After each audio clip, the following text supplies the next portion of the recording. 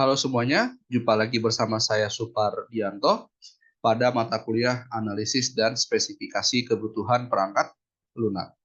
Pada pertemuan kali ini, kita membahas mengenai requirement analysis atau apa yang dilakukan setelah kita selesai melakukan tahapan requirement.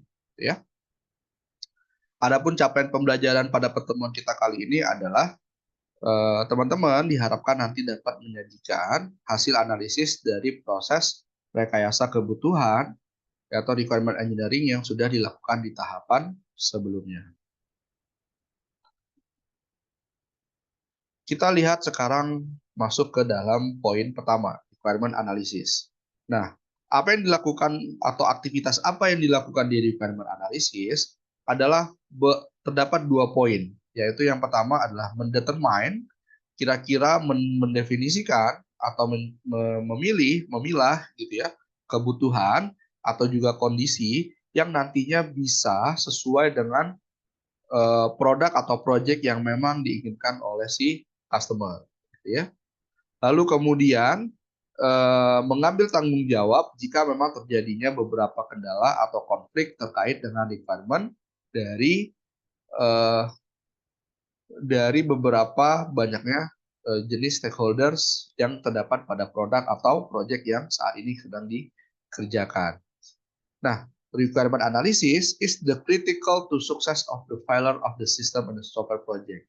Artinya, proses analisis yang dilakukan setelah kita mendapatkan segala informasi melalui elicitasi, melalui requirement, lalu akhirnya kita susun, ini merupakan kunci yang bisa nanti menentukan arah dari si produknya. Apakah produknya nanti bisa tergambarkan sesuai dengan keinginan user dan bisa memecahkan masalah user, atau malah kemudian produknya gagal, tidak berhasil memenuhi ekspektasi dari si user. Lalu apa saja yang kita lakukan pada proses analisis? Kita tentu saja harus memahami, melihat gitu ya, mengenal dari permasalahan apa yang sudah didapatkan dari proses elicitasi yang sudah dilakukan sebelumnya, sehingga kita bisa menentukan domain problemnya apa. Ya, kita melakukan evaluasi, kita melakukan analisis gitu ya. Kira-kira kita kategorikan, kita prioritaskan fitur-fiturnya, fungsi-fungsinya, permasalahannya, kita buat dia menjadi terhubung, ya. Lalu kita kemudian bisa memfokuskan mana yang akan kita kembangkan.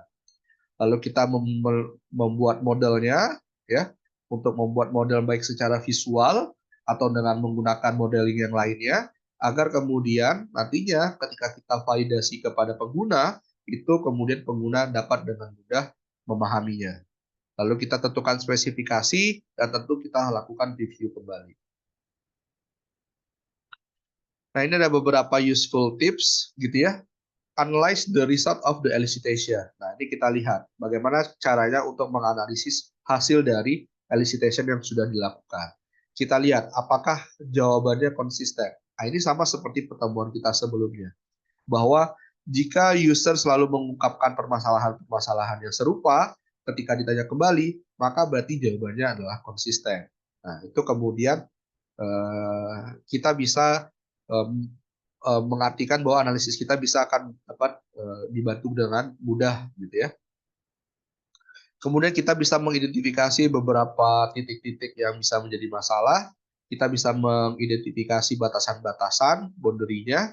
Lalu kita bisa menentukan, memprioritaskan mana requirement yang penting, yang kemudian harus dia dirilis dulu atau duluan, begitu ya. Kemudian jika memungkinkan, kita lakukan iterasi lagi dengan elicitation gitu ya.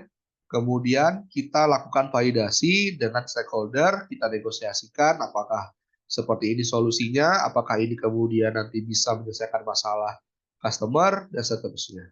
Ya.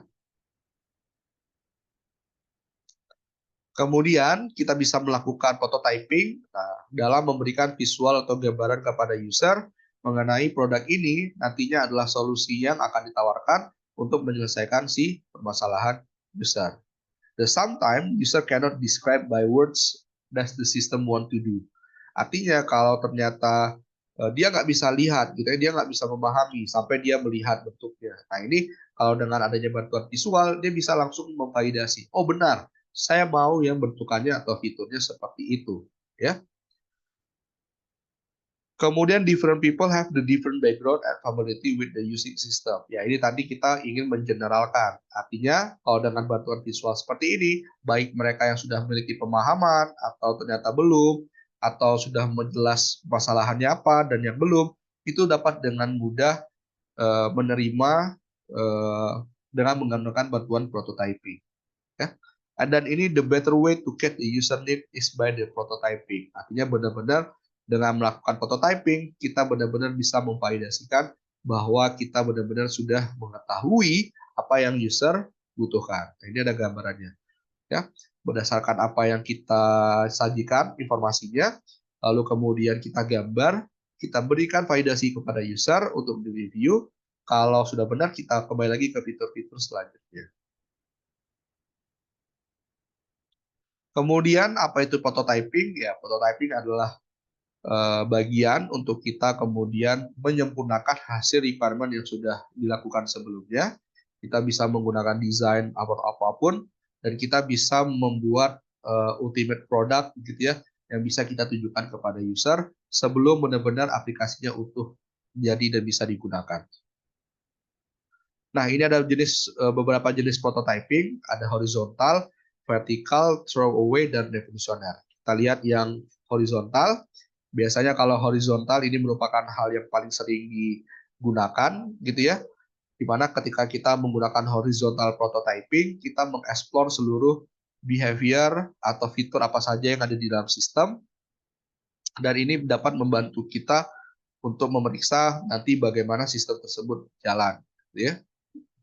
Dan ini mengimplikasikan bahwa setiap functionality bisa berjalan tanpa sebelumnya diimplementasikan. Dapat gambarannya seperti itu. Kalau vertikal, ini artinya dikenal dengan nama struktur prototyping. Hanya kemudian menunjukkan POC-nya atau proof concept-nya. Jadi, dia mungkin hanya berupa slice aja dari UI gitu ya, berupa gambar-gambar gitu ya, dan seterusnya. Tapi dia cuman tidak dapat behavior seperti aplikasi ketika sudah jadi.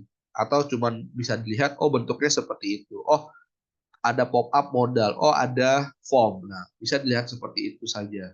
Nah, ini biasanya akan menyentuh dari semua level sistem untuk dilihat gitu ya. Dan ini bisa digunakan untuk pendekatan lagi ketika pengembangan itu dilakukan seterusnya. Lalu ada throwaway prototyping, dikenal dengan nama rapid prototype gitu ya.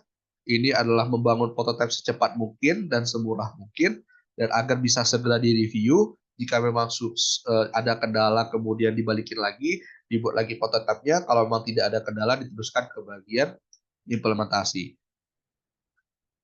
Kalau revolusioner ini ya ini merupakan gabungan atau beberapa hal yang mungkin nanti bisa dikombinasikan, disesuaikan untuk membangun prototypingnya. Bisa horizontal, vertikal, throwaway, dijadikan satu, kemudian dibuat gitu ya. Nah ini berdasarkan kesesuaian saja dengan produk atau projectnya. Ini adalah contoh tahapan prototyping, dimulai dari requirement gathering, membuat quick design, membangun prototype-nya, kita evaluasi kepada user, lalu kita merefine kembali berdasarkan evaluasi dari user. Kalau sudah oke, lanjut. Kalau belum, lakukan lagi quick design sampai customer oke. Ketika oke, masuk ke bagian implementasi yang akan di-handle oleh engineer, oleh atau developernya. Coding, kemudian stop. Lanjut berikutnya sama seperti itu. Nah, ini juga ada contoh gitu ya. Kalau yang ini mungkin yang tidak idealnya lah, bahwa terlalu banyak tahapan-tahapan yang berpindah-pindah dibandingkan dengan tipikal yang tadi. Kalau ini gather information, mulai lagi construct dan seterusnya. Jika emang nanti sudah baru, ketika belum terjadi masuk ke design interface gitu ya, lalu construct lagi verify, baru kemudian deliver. Nah ini agak tahapannya jauh lebih banyak dibandingkan dengan yang tadi yang sebelumnya. Nah, ini kalau kita teman-teman ingin melihat perbedaannya masing-masing dari jenis tipe prototipe tadi, yang horizontal itu seperti apa, yang vertikal itu bagaimana, gitu ya.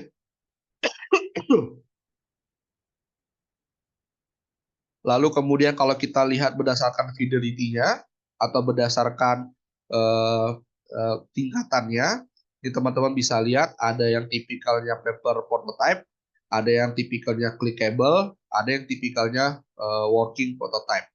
Kalau paper ini contohnya yang vertikal tadi, cuman bisa menggambarkan gitu ya, bisa digambarkan di kertas, tapi tahu bentukannya seperti itu.